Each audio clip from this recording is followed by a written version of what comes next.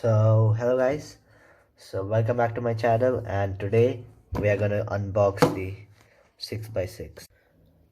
Finally I got a 6x6. This was the only missing piece from the collection, so let's unbox it. Okay, so let's unbox it.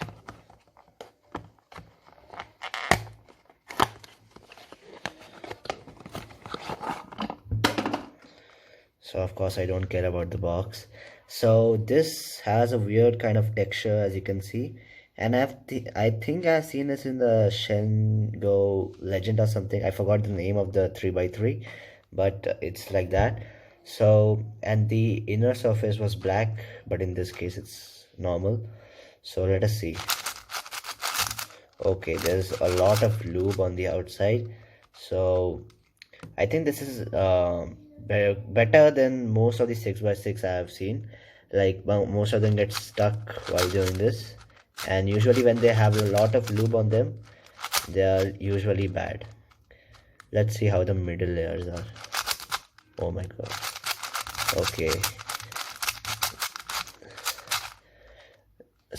So the middle layers, like there's somewhere it's tight and somewhere it's loose. So I guess I'll have to adjust that later. But the cubes which usually don't come good after the box are usually bad. So I don't think that setting up this cube will help much, but it's okay. Also, they have applied so much lube and it's getting caught. Yeah. So overall, I would say this cube is for beginners, and if you're looking for better cubes like magnetic 6x6 or 5x5, then I'll recommend the YJMGC. And if you're a beginner, then this is actually good for you because you can control your movements and you won't go too fast on this.